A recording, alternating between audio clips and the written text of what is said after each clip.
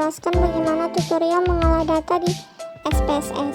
Yang pertama-tama kita harus memiliki data mentah yang sudah kita masukkan ke dalam Excel. Contohnya seperti ini, saya memiliki data dengan 2 variabel X dan 1 variabel Y. Dan setiap variabel memiliki 8 indikator. Dan juga di sini saya memiliki 100 jumlah responden, dan setiap variabelnya itu per indikator dijumlahkan. Contohnya di situ saya ada membuat warna yang kuning itu adalah jumlah dari setiap indikator ataupun variabel. Kemudian setelah dijumlahkan semua, kita harus menyimpan data yang kita punya, dan kita harus mengingat di mana kita menyimpan data tersebut. Contohnya saya menyimpannya di dokumen dan membuat namanya itu tugas analisis data. Setelah semuanya tersimpan, kemudian kita membuka aplikasi SPSS.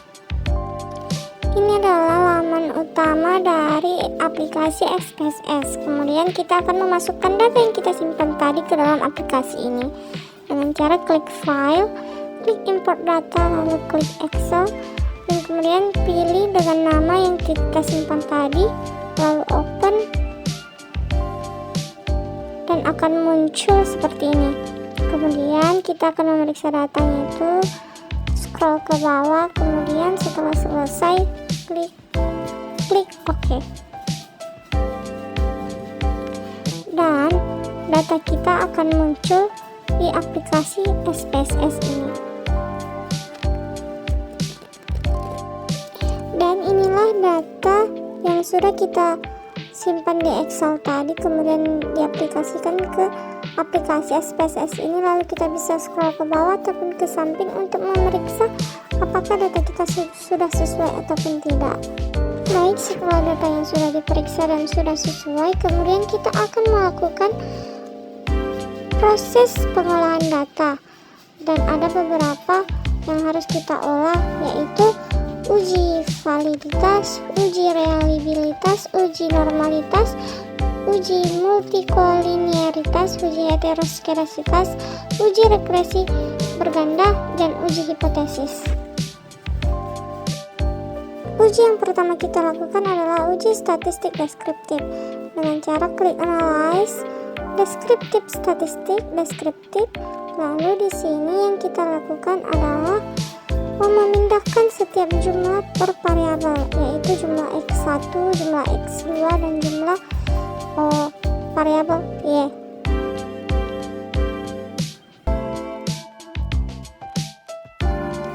Caranya yaitu dengan klik jumlah, lalu memindahkan dengan tanda panah itu, lalu akan pindah ke samping, yaitu juga jumlah X2, jumlah dan jumlah Y.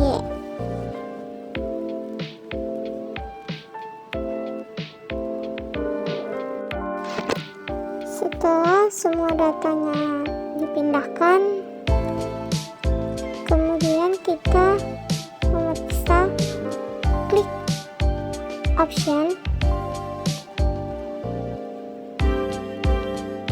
lalu tidak ada yang harus diubah, kemudian kita klik OK, dan akan muncul output pertama dari hasil olahan data yang kita lakukan. Kemudian kita akan kembali ke data yang tadi untuk melakukan uji yang selanjutnya. Uji yang selanjutnya itu adalah uji validitas dengan cara klik analyze, klik correlate, dan bivariate. Lalu kita memindahkan setiap indikator sampai jumlah dari per variabel. Yang pertama adalah X1, lalu klik OK.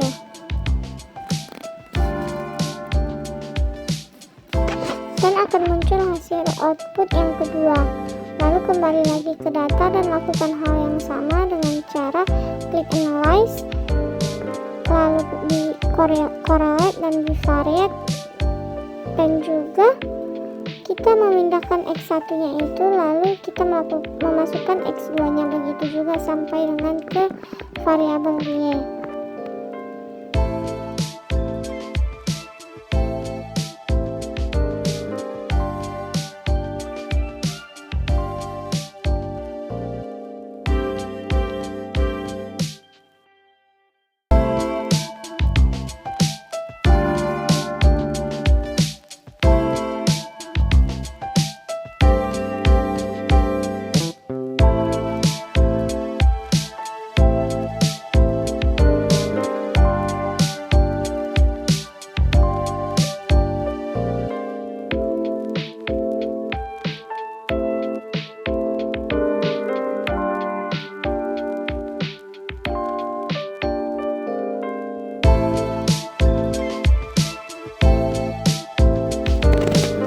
semuanya sudah selesai sampai dengan variabel Y, akan muncul yaitu output yang kedua, correlation dari X1 dan juga X2 serta dengan variabel Y.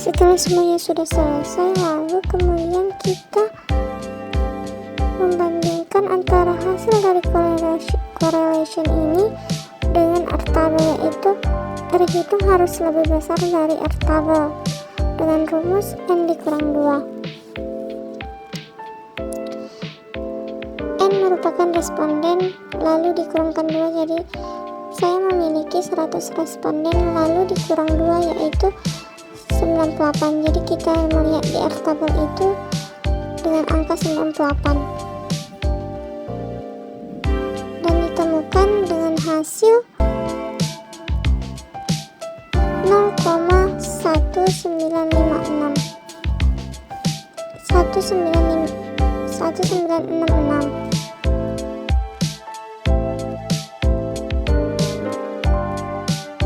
Setelah itu kembali lagi ke hasil output tadi, lalu semua variabel X1, X2 dan Y dikatakan normal karena R hitung lebih besar dari R tabel. Lalu kita akan melakukan uji yang kedua, yaitu uji reliabilitas. Di sini uji reliabilitas dengan cara klik analyze, lalu kita pilih dengan pilihan scale.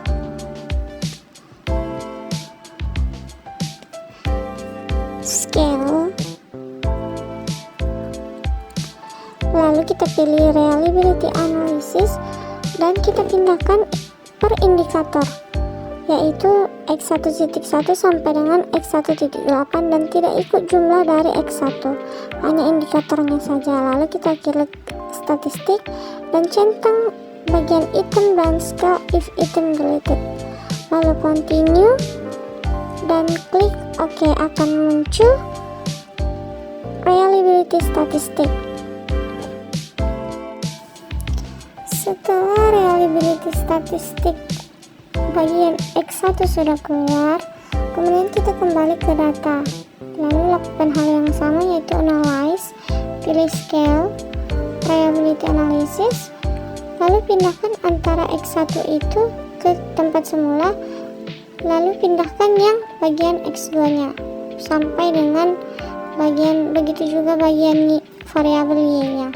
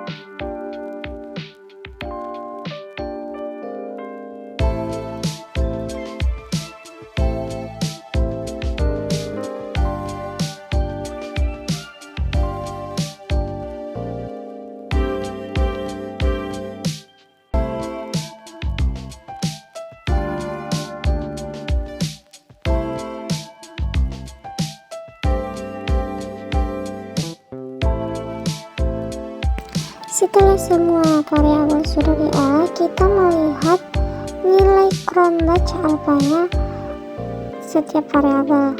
Di sini ada variabel Y, nilai Cronbach alfanya 0,876. Maka dikatakan reliabilitas ataupun lolos reliabilitas apabila nilai Cronbach alfanya lebih besar dari 0,6. Dan di sini di setiap variabel baik itu X1 maupun X2 serta Y pada data ini dikatakan lolos reliabilitas karena melebihi dari 0,6.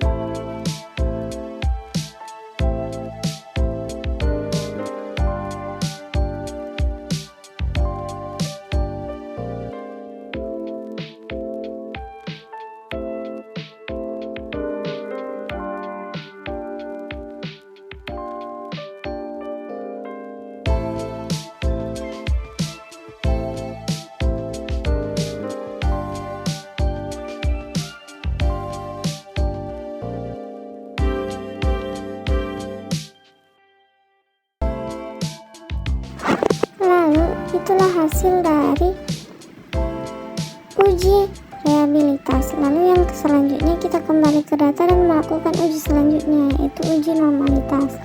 Dengan cara klik analyze, klik regression linear, lalu kita pindahkan variabel Y ke dalam dependen dan juga dua variabel X itu ke dalam independen.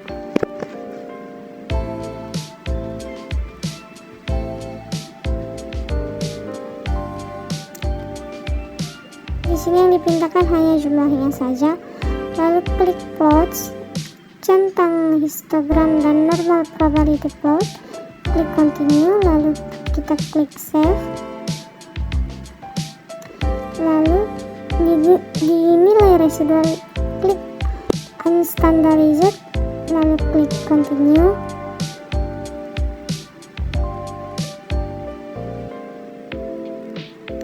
Kemudian setelah klik continue lalu klik OK, kemudian akan muncul hasil output yang ketiga, yaitu ini ada histogram yang berbentuk dengan lonceng dan juga ada hasil nilai dari normal PP plot. Di sini dikatakan normal apabila histogramnya berbentuk lonceng, maka hasil dari data tersebut dikatakan normal. Dan untuk lebih memastikan lagi, kita kembali ke data, lalu kita pastikan dengan klik analyze,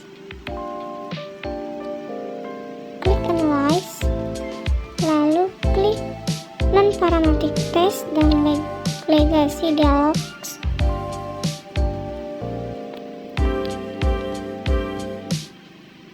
Maaf, di sini ada kesalahan teknis.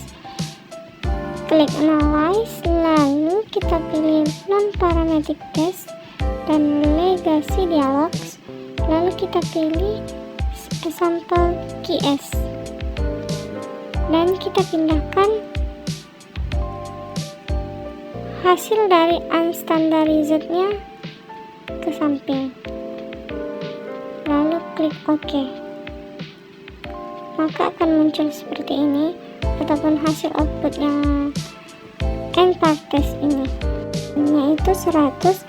Maka dikatakan normal apabila nilai signifikannya ini lebih besar dari 0,05, dan hasil dari data ini dikatakan lolos dari uji normalitas. Kemudian yang selanjutnya adalah uji multikoliniaritas. Yang pertama yaitu caranya klik analyze, klik regression linear, lalu kemudian klik bagian dari statistik.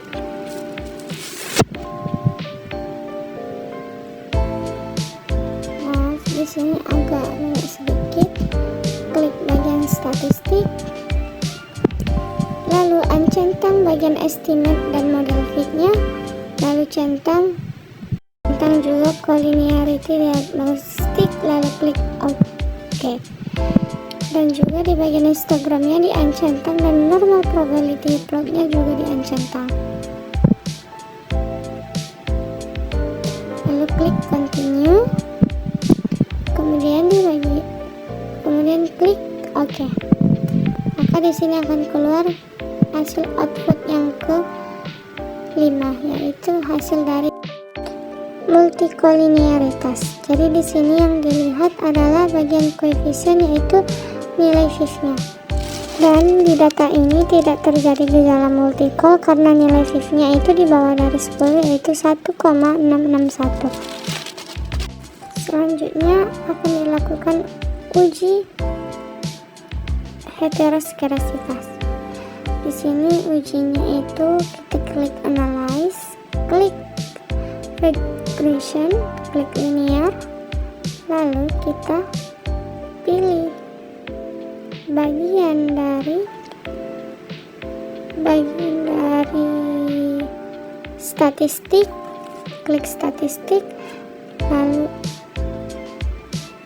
ancentang yang koefisien matriks dan collinearity diagnostic, lalu klik centang estimate dan real fit, klik continue, lalu bagian plotsnya di bagian X kita masuk, bagian Y kita masukkan as receipt, di bagian X kita masukkan as spread, lalu klik continue, kemudian di bagian save-nya tidak ada diubah, lalu klik OK. Di sini keluar output yang selanjutnya di bagian diuji heteroskedasitas, yaitu ada uji scatter plot. Di sini ada gambar scatter plot, di mana titik-titik yang ada di dalam grafik ini harus menyebar dan menjauh dari sumbu X maupun sumbu Y. Jadi titik-titiknya itu tidak boleh saling berdempetan satu sama lain. Dan untuk memastikan kita bisa melakukan uji Gleiser, yaitu dengan klik transform dan compute variable, lalu kemudian kita klik target variabelnya ini, ada kita ketik abrasive,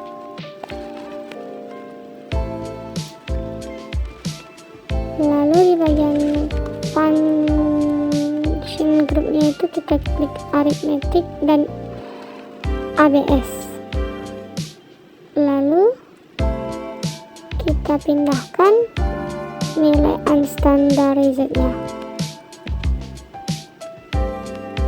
klik OK. Kemudian OK, lalu akan muncul gambar di bagian bawah gambar ada compute abrasive, lalu kita minimize dan kembali ke data, klik analyze lagi, lalu regression, klik regression dan linear, lalu di bagian dependen ini kita kembalikan, lalu kita masukkan bagian yang abrasive.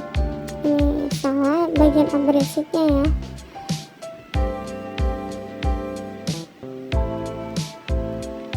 Setelah dimasukkan kita klik OK, maka akan muncul hasil output yang selanjutnya, yaitu bagian dari heteroskedasitas ini.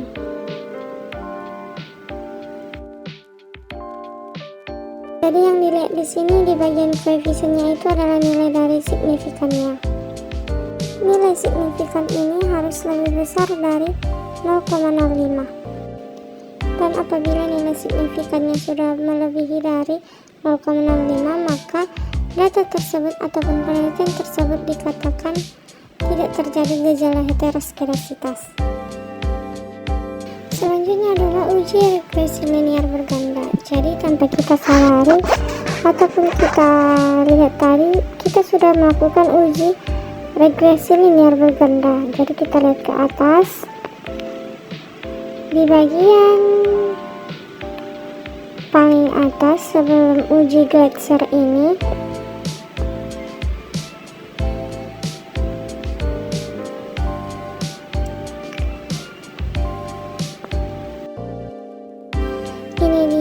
hasil koefisien ini ataupun yang dilihat dari uji regresi linear berganda ini, yang dibaca hanya satu saja, yaitu unstandarized B-nya, hanya itu saja. Lalu selanjutnya yang dilakukan adalah uji hipotesis. Jadi yang dilihat di bagian uji hipotesis ini adalah di bagian koefisien ini juga, yaitu di bagian di kolom T-nya dan juga di bagian signifikannya.